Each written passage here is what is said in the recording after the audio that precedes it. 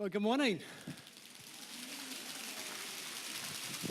I think I'm going to live to regret these cheesy little clappers, but I'll explain these things. I'm already trying to get rid of it.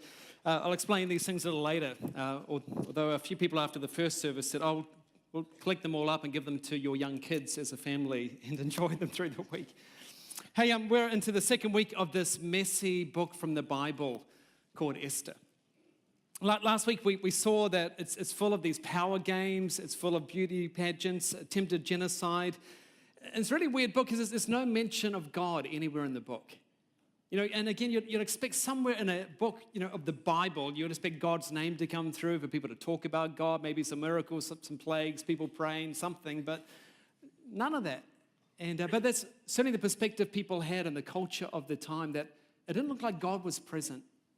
It didn't look like God was anywhere around. The story takes place 2,400 years ago, where the people of God are the minority in this major foreign, larger empire where powerful people make key decisions around values, around beliefs, around perspectives. They call the shots, or at least that's the way they see it. We saw last week how very similar to today's context. You often have a group of people who are the majority, and powerful people, let's think of, the king on the board, get to make these policies, get to make all these decisions. And because they're the majority, it's kind of becomes rule. And it changes values, it changes identities, it's discussions around morality and definitions of marriage and all sorts of things. And we look at all these things, and it just seems like things are shifting on the board all the time. It looks like powerful people are the majority, where they're even happy to, at times, want to knock other people off the board. Certainly people in Syria are feeling like that as powerful people make decisions, and hundreds of thousands, millions of people have to leave their homes, try to find new homes as refugees elsewhere, just because powerful people are on the board, willing to sacrifice any pieces to make room for themselves. And it gets hard, doesn't it? At one time here in New Zealand, it felt like Christians were heard and had a voice and were respected, but now, not so much. At times it feels like that the dice is rolled and it never goes in our favor. It always seems to be on the other team, and things always seem to go well for them. They climb further, they get ahead more, and you're trying to do the best, you're trying to be ethical at work, but instead of getting that promotion, you seem to plateau or go down. Or you try to do what's right in your relationship, and again, it just seems tough. It doesn't seem like things are working the way they're meant to work, right? But it seems other people who are proud and arrogant, and they get ahead and they knock everyone else off, and it looks like they're just a move or two away from winning and placing you in this losing checkmate position. And that's certainly how it felt for the characters in the book of Esther, for the people of God 2,400 years ago. Last week we put the spotlight on two particular characters. The first was a person by the name of Xerxes, King Xerxes. He was in charge of the world's superpower at the time. The king of the board, the dominant character. And while the empire is certainly great, the king himself is not a picture of greatness. While he shows off all of his grandeur to other people, he is this puny-sized character. But he sees all the other pieces on the board as disposable. They're there for his agenda to make him happy. He runs a beauty pageant to choose a queen solely based on how she pleases him in bed on a one-night stand. That's Xerxes. People are there solely as objects for his own pleasure and purposes. And then there's Esther, this Jewish orphan, gathered with little thoughts of her dreams, brought into the Persian palace, into the beauty pageant, probably never expected to be in a place like that. And the king does this, as we saw last week, kind of this crazy thing. Nobody would ever think of doing this. He takes a red rose and he hands it to Esther and he says, "I choose you." And Esther becomes queen. It's kind of a weird story. For all her favor with the king, she eventually finds herself queen in this palace. Probably will be ignored by a king who moves on to his next piece of excitement. She seems to face an identity crisis, living in two worlds. It's a Jew, it's a person of God, but also in the Persian Empire as queen. And next week we'll see how she rises in her position, seizes her place, and really looking forward to sharing that message with you, appropriate for Mother's Day next week. Two other characters I want to look at today, though. The first is Mordecai. He is the older cousin of Esther. He raised her. King Xerxes and Haman do not know that Esther and Mordecai are related. That's an important point to know. It comes later in our story. And as we saw last week, it's Mordecai that hears about this assassination attempt and comes and tells Xerxes, hey, there's some people out to kill you, and Xerxes' life is saved. And you expect, particularly in the Persian Empire, because it was highly regarded then, but really true anywhere, when somebody does something like that, you expect there's some reward, maybe a dinner voucher or a trip to Hawaii or whatever, but for some reason, circumstances are just uncanny. It's all forgotten. It'll be important later in our story. There's some things about Mordecai that make him a remarkable leader. It's funny because he's not a prophet, he's not a priest, he's not a pastor. He has no, official leadership title in the Jewish community. He's a layperson in a secular job. And yet it's Mordecai who takes upon himself, he takes the initiative to protect his people. He's a man of wisdom. He's a man of discernment. But there's a lot of things he does, and you sit back, as we're going to see today, where you just went, why did you do that?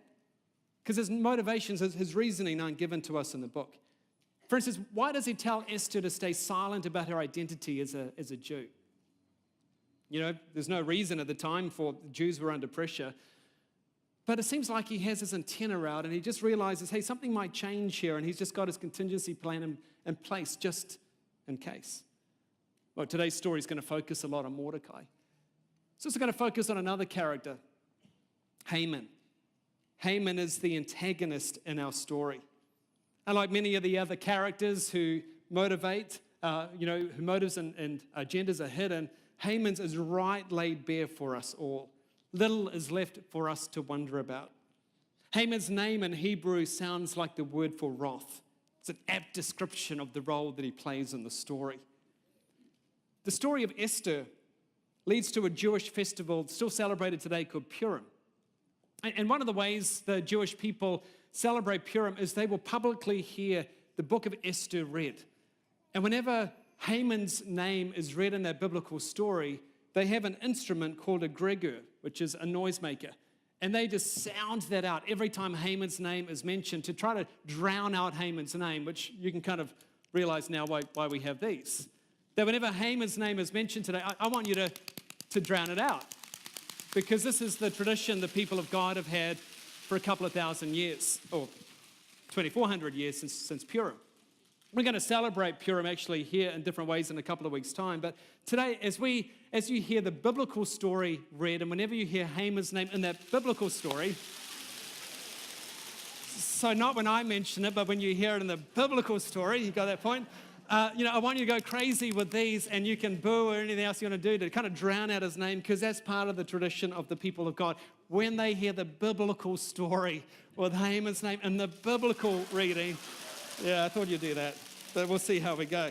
Because some of you are going to be so over that by the end of this message today, but hey, that's part of what the people of God have done. So let's jump into the story, give it a little bit of practice with that. Here we go in chapter 3. Sometime later, King Xerxes promoted Haman, son of Hammedatha, the Agagite, over all the other nobles, making him the most powerful official in the empire. So Haman's like the prime minister. He's to, I see, this incredibly powerful position on the board, wanting to wipe off everyone that would oppose him. Let's keep reading. The text, where we might see his name. All the king's officials would bow down before Haman to show him respect whenever he passed by. For so the king had commanded. But Mordecai refused to bow down or show him respect. Then the palace officials at the king's gate asked Mordecai, "Why are you disobeying the king's command?" And they spoke to him day after day, but still he refused to comply with the order.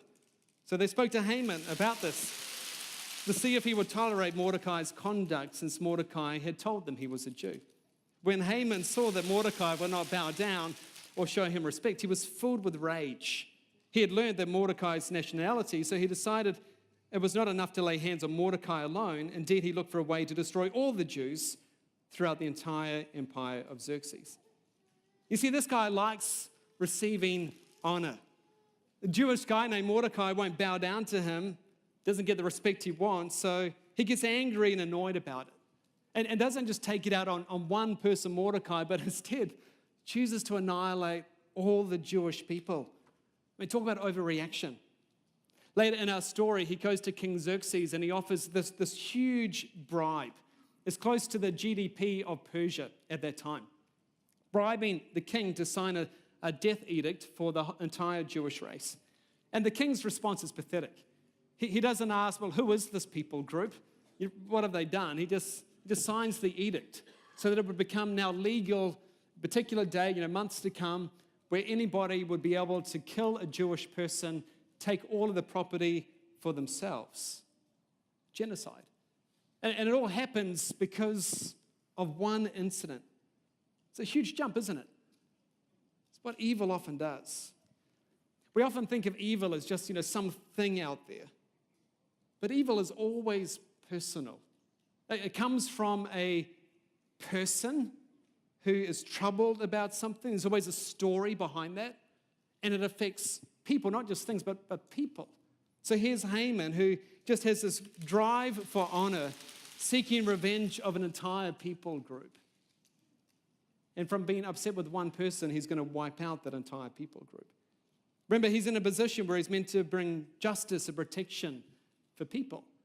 But here, that the person in charge, the person who can actually call the shots, the powerful person on the board, is actually the one to be afraid of. It's the ultimate pride and prejudice story. Kind of raises a question for me. Why didn't Mordecai bow? Because it would just seem like a really simple thing to do, wouldn't it? I mean, is he stubborn? Is he proud himself? You see, at that time, it was normal actually for people to bow. It wasn't a religious thing. Just the same way that somebody might pay respect or courtesy or something like that to Queen Elizabeth. It wasn't a religious thing at all. It was just something people did. But Mordecai chooses not to. And we're not explicitly told why he didn't, but there's some hints here in the story. See, Hebrew writers, when they would write this story, whenever they introduce characters, they give little clues as to the role they'll play in the story. When we read about Mordecai, we read that he's a Jew from the tribe of Benjamin. When we read about Haman, he is this Agagite. And there's a bad history there, because there is this shocking relationship between the Jews and the Agagites, mirrored right here. So it's like the readers would expect there would be some tension in this relationship, because this is the way it's always been. Agag was the king of the Amalekites. At the time, Saul was king. He was from the tribe of Benjamin, hence that link. The Amalekites were a nomadic people who frequently raided Israel. They were the very first people in the world who tried to wipe out the Jewish race when they had just become a newly formed covenant nation. And because of that, God promised Moses that they would be at war with them from generation to generation. This is not uncommon for Jewish people even today to refer to a person against them as an Agagite. Rightly or wrongly, I guess Mordecai is thinking, I cannot bow to Haman because I'm a Jew, and he's my ethnic enemy. To bow goes against my identity as a Jew. The officials try that argument. Haman won't have a bar of it. He just carries on, eventually leading to a death notice for all Jews. So as you look at the story so far, it looks like Haman is on his way up, Mordecai is on his way down. It doesn't seem fair, does it? Doesn't seem fair. But that's often the way it is. I mean, here's Mordecai, 5 years after he saved Xerxes from the assassination attempt. Nothing has happened for him at all, and he's going down. The 2IC starts going up, honoring. And the very person who's meant to bring justice has a personal vendetta, not just on Mordecai, but his whole people. You do the right thing, and sometimes you got nothing to show for it. You stand up for someone at work, costs you a promotion, costs you a friend. You stand up for some value in a relationship, and you lose the relationship. Here the people of God are trying to find help, but the people they're meant to turn to are the ones actually hurting them. Mordecai knew what that was like. Let's keep reading from the biblical text. Haman was a happy man as he left the banquet. But when he saw Mordecai sitting at the palace gate, not standing up or trembling nervously before him, Haman became furious. However, he restrained himself and went on home. Then Haman gathered together with his friends and Zeresh's wife and boasted to them about his great wealth and his many children. He bragged about the honors the king had given him and how he had been promoted over all the other nobles and officials. Then Haman added, and that's not all. Queen Esther invited only me and the king himself to the banquet she has prepared for us. And she has invited me to dine with her and the king again tomorrow. You can hear him, can't you? Yeah, I'm quite a guy. I mean, look at my kids, look at my wealth. Remember, last week's point, that value is often measured in the size of a wallet. Haman's showing off. I'm a picture of success. The king has me as his number one. Even Queen Esther, she's got this little wee private banquet and just like 2 guests coming along, and guess who's invited? Yeah, yours truly, I'm going along too. Off to the Beehive tomorrow night for this private banquet. See, his family and friends all enjoying, basking in his glory. But then he says, I'm a bit annoyed, a bit unhappy about this Mordecai character. And his family says to him, don't wait till months to come when all the Jewish people will be wiped out. Why not get like impale Mordecai publicly? In fact, let's make it like a skyscraper pole where you can, publicly do that and everybody will know. We'll make it, 25 meters high. Because then everyone who sees it will know, don't take on Haman. Haman is to be respected. He's to be honored because he's the man. Now, Hebrew storytellers have a few devices to tell us the point they're trying to make in the story. One of those devices is called a chiasm. This is typically how it looks like when it comes through in a passage. We have a few of these here in the story. How it works is there is some keywords given in a story. Then later on in the story, you have those same keywords but changed in the order. The point the writer's often wanting to make is right there in the middle. So here in our story, just in this part we've just read, this is how it goes.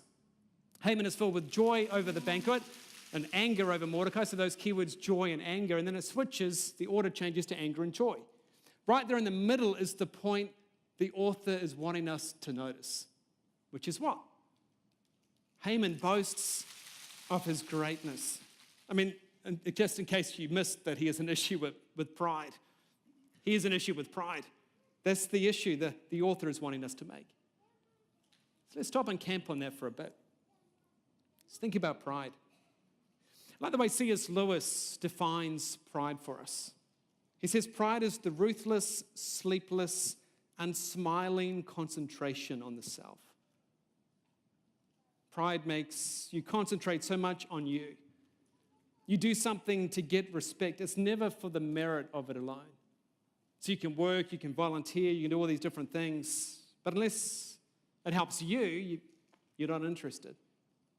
Pride gets no pleasure in having relationships.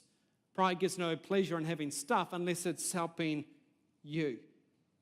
It's not about knowledge, it's not about your beauty, it's not about your stuff, it's about how those things make you seem better than others.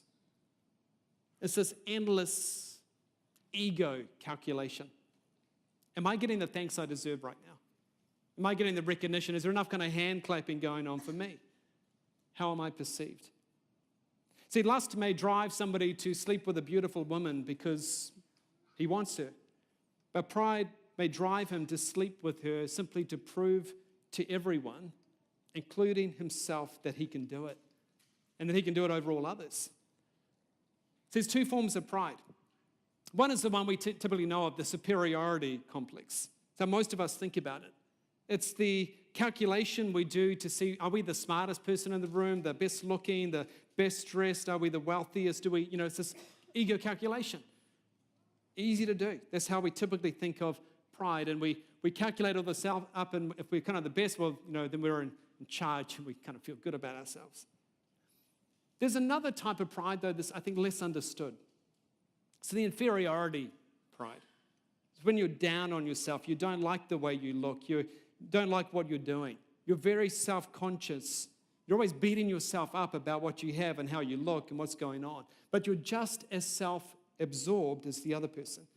You're effectively doing the same calculation as the other person's doing. It's not coming out well for you. We don't tend to think of people like that as proud. But I think it's the way the Bible looks at it. Self-absorption. As Lewis said, the unsmiling concentration on yourself. See, humility, according to the Bible, is not thinking less about yourself. It's thinking of yourself less. A humble person is not needy of honor, not needy of respect.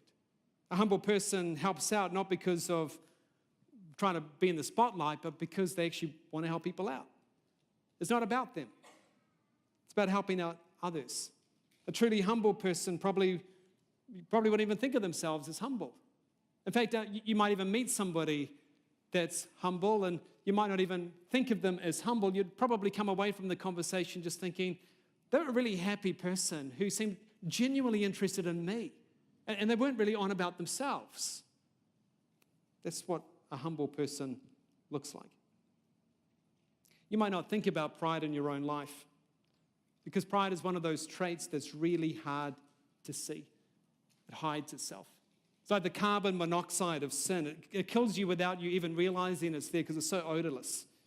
You can spot it in someone else from a mile away, but in yourself, it's really hard to see. Because, let's think about it. It's really easy to know when you're committing adultery. You don't wake up one morning and say, "You're not my wife." You don't embezzle somebody and go to the bank account and see $500,000 there and go, "How did that get there?" It's hard to see when it's pride because it's hidden, this carbon monoxide. But it shows up in relationships and the expectations we have, the demands we place. It shows up, at school, university, when we're cheating and trying to get ahead. It's why we wrestle so much with different work issues. It's why some of us are so needy. It's this endless ego calculation. In fact, you can even think of the way we hate people having that superiority complex.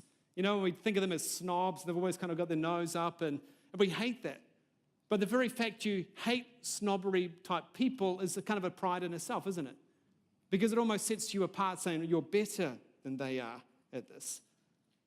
Humble people don't feel superior to anyone. But back to our story. The author of Esther goes out of his way to put the spotlight on pride. Because what we're about to see is there's a turning point in the story when people of pride are going to be knocked down and people of humility are going to rise up. There is this reversal of destinies in the story. So far, we've seen that Haman is on the rise.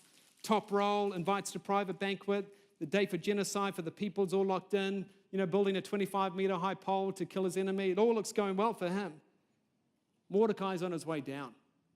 Even though he'd done all these things in the past, it's all been ignored. He's just going further and further and further down, about to be killed the very next day. His people are going to be killed off as well. Haman is on his way to see King Xerxes, to ask that Mordecai, his enemy, would be able to be impaled the very next day. On his way to see the king, guess what happens? This is one of those kind of chance situations, or better still, providential moments that happen in this book. And we come to the hinge of which the whole story comes with this major reversal of destinies. This is what we read from the text. That night, the king had trouble sleeping. So he ordered an attendant to bring the book of the history of his reign so that he could read it to him. He seems to like hearing about himself. In those records, he discovered an account of how Mordecai had exposed the plot of Bigthana and Teresh, two of the eunuchs who guarded the door to the king's private quarters. They plotted to assassinate King Xerxes. "What reward or recognition did we ever give Mordecai for this?" the king asked.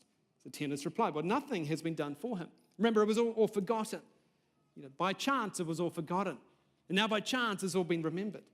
And then by chance, the king looks up. Continue reading. "Who was that in the outer court?" the king inquired. Perfect timing. As it happened, Haman had just arrived in the outer court of the palace to ask the king to impale Mordecai on the pole he had prepared. So the attendants replied to the king, "Haman is out on the court." "Well, bring him in," the king ordered. So Haman came in, and the king said, "What should I do to honor a man who truly pleases me?" Haman thought to himself, who would the king wish to honor more than me? He's so full of himself. In Haman's mind, this is his opportunity, isn't it? This is the opportunity. He's got the large family, he's got success, he's got wealth, but he desperately, desperately craves for honor. Assuming the king is talking about him, who else could there be? He replies, If the king wishes to honor someone, he should bring out the king's own royal robes, as well as a horse that the king himself has ridden, one with the royal emblem on its head. Let the robes and the horse be handed over to one of the king's most noble officials. Let him see that the man whom the king wishes to honor is dressed in the king's robes and led through the city square on the king's horse. Have the officials shout as they go, "This is what the king does for someone he wishes to honor." You know, that last phrase in the original Hebrew is a little bit more awkward with a pause around it. It says, "the man whom the king desires to honor."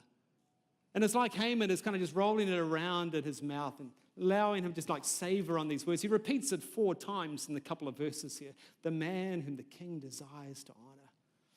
I like that. The man whom the king desires to honor. The man whom the king desires to. He's just cherishing these words. Then he comes up with his list. Well, let's have the king's horse, which would be like the Air Force One equivalent to today. Get the king's robes, which back at that time was a way of saying, the king himself, loves me and honors me and has given me like a portion of himself. He cherishes me, desires me. Get the highest person in the land, the best person, and let them be like a slave or a servant to take this person around and highlighting that this is the one that the king desires. Haman is thinking, if that can happen to me, then finally people around me will know that I am loved, that I am valued. They'll know my identity finally. They'll know my worth. They'll know that I am important. Back to the text. Excellent, the king said to Haman. Quick, take the robes and my horse and do just as you have said. For Mordecai, the Jew who sits at the gate of the palace, leave out nothing you have suggested. So Haman hurried home, dejected and completely humiliated. Wow. What a story. What a reversal of destiny. No one would have ever seen this coming. Haman's massive pride has been toppled over, leading to a radical fall. Mordecai, who was on his way down, is now kind of on the rise. Who saw that coming? Pick up the story as Haman rushes home. Afterward, Mordecai returned to the palace, but Haman hurried home, dejected and completely humiliated. And when Haman told his wife, Zeresh and all his friends what had happened, his wise advisors and his wife said, "Since Mordecai, this man who has humiliated you, is of Jewish birth, you will never succeed in your plans against him.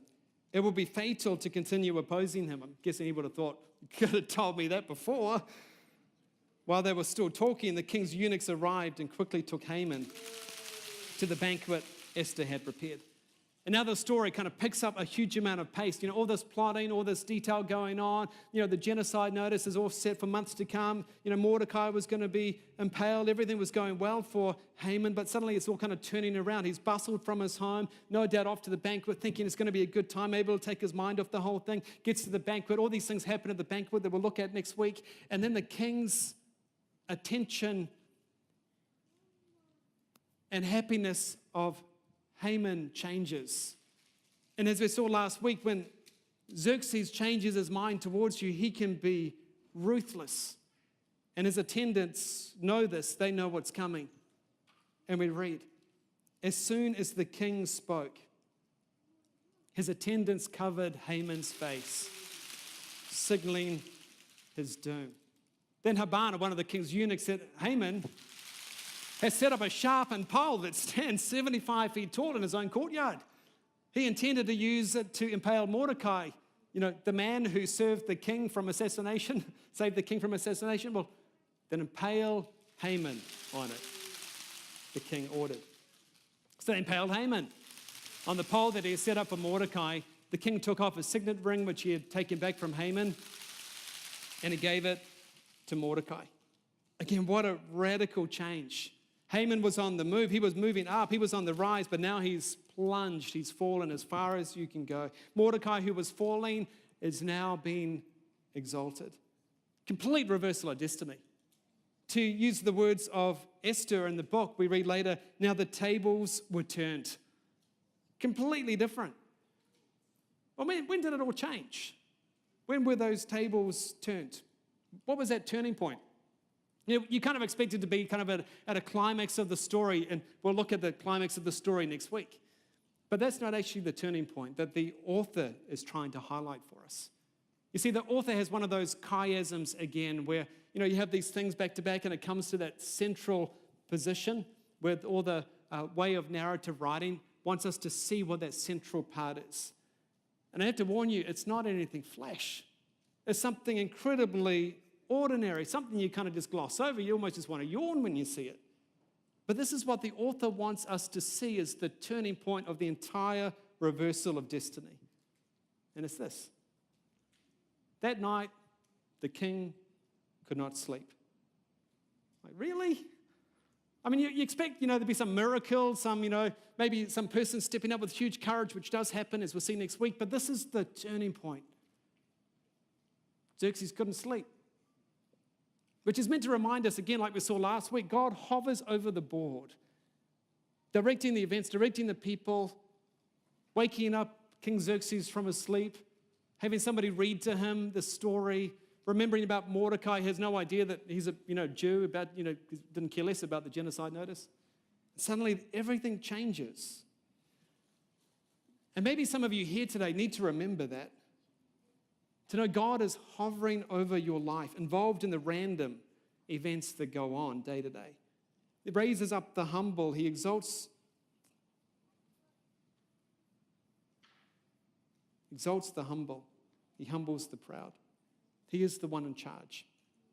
And perhaps you look at your life and you see the powerful kind of making decisions and often removing other people from the board, and it looks like they have all the power. It looks like they're in charge. And maybe God is reminding you again, He is in charge. He will achieve His purposes to renew people and renew places. For many of us, it might just be camping for a moment on this theme of pride. For me, it's summed up in the words that are on these hands of applause. To remember Haman, as Proverbs says, pride goes before destruction and haughtiness before a fall. That Western phrase we hear, nobody never thinks about it coming from the Bible, but it does. Pride comes before a fall. Or the words of Jesus, for those who exalt themselves will be humbled, and those who humble themselves will be exalted. Haman brought down, Mordecai raised up. It's a universal principle, isn't it? Because God is the creator and God created the universe, so this is a universal principle.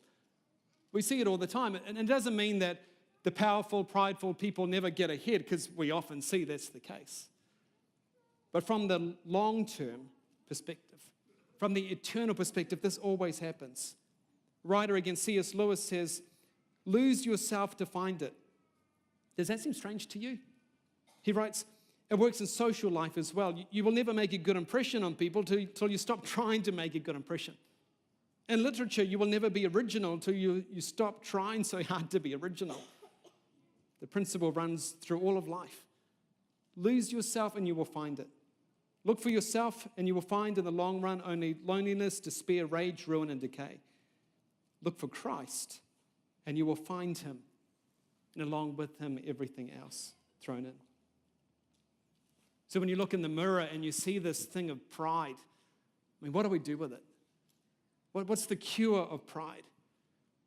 Well, let me say clearly, it's not about trying harder. It's not about praying more, studying the Bible more, or thinking more about how proud you are. Because that's the problem, isn't it? You're thinking about yourself. That will just lead to a worse type of pride, which is religious pride, where you feel really good about your religious achievements, just like the Pharisees did. I think what Haman does here in the story is actually help us understand what our problem is and what our solution is. Haman wants so desperately to be valued.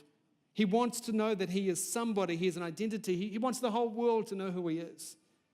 He wants the king's horse, the king's robe, the king's praise. He thinks, if only people can see that I am respected and loved from someone as great as the king, the praise of the praiseworthy, then they'll know that I'm important. They will know my worth. They'll know my value. They'll know my importance. I think Haman's drive is in all of us.